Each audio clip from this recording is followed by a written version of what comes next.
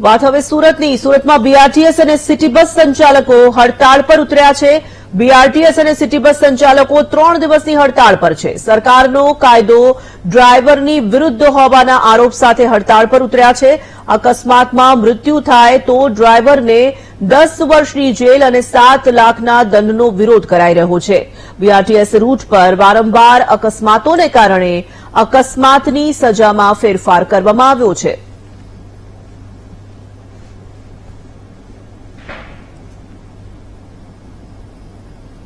नगरपालिका संचालित बीआरटीएस बस और सिटी बसना बस चालको છે એ ચાલકો હાલ હડતાળ પર ઉતર્યા છે। કેન્દ્ર સરકાર દ્વારા જે કાયદો બનાવવામાં આવ્યો છે કે જે ડ્રાઈવરો અકસ્માત કરશે અને અકસ્માતમાં મોત થશે તો તેને 10 વર્ષની સજા અને 7 લાખનો દંડ કરવામાં આવશે। તેનો જે ડ્રાઈવરો છે તે હાલ વિરોધ કરી રહ્યા છે। ત્યારે આપણી સાથે જે ડ્રાઈવરો છે તેમની સાથે વાત કરીશું। વિરોધ कर रहे हैं, क्या है मामला?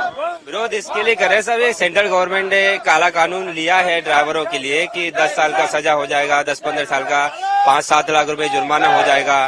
और बड़ी गाड़ी है सर, आप चलाते हैं और छोटी गाड़ी वाले भी गलती करते हैं। कहीं एक तो देखते नहीं है कि किसका गलती है, बड़ी गाड़ी वाले को जिम्मेदार ठहराते हैं। तो इसमें ये ड्राइवर लोगों का प्रॉब्लम है सर, ऐसे गाड़ी नहीं चला पाएंगे। आरटीओ पास लाइसेंस लेते हैं तो कुछ देख के ही वो देते होंगे ना आरटीओ वाले, और फिर भी ये दिक्कत है सर। तो इसी के लिए विरोध कर रहे हैं हम लोग।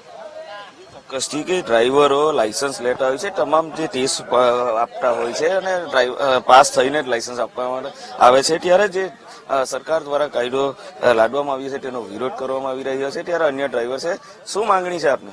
અમારી માંગણી એ છે સાહેબ, જે બી કાલા કાનૂન લાગ્યો છે એને એ ધારા હટાવવાની અમારી માંગણી છે। અમારી માંગણી એ જ છે, બીજી કઈ માંગણી નથી। અમારે ખાલી એ જ કહેવું છે કે ભાઈ જે બી ડ્રાઈવરો વિશે તમે ધારા લગાવી છે એ ધારા હટાવવાની તમે કોશિશ કરો, બસ એટલી માંગણી છે।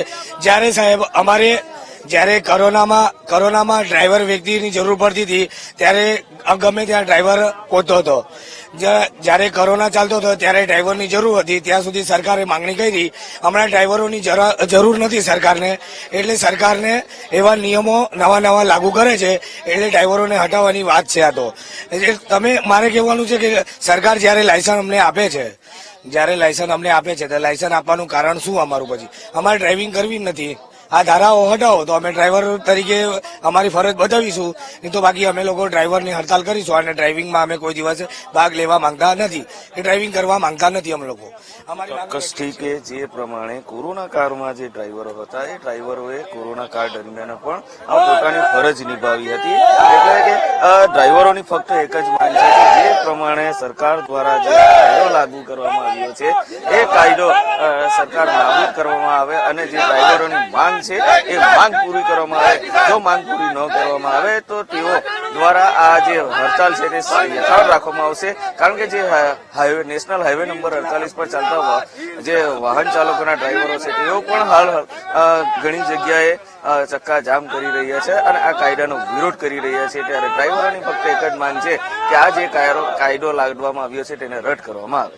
કેમેરામેન સરજુ પારેખ સાથે નિર્મલ પટેલ, વીટીવી ન્યૂઝ, સુરત।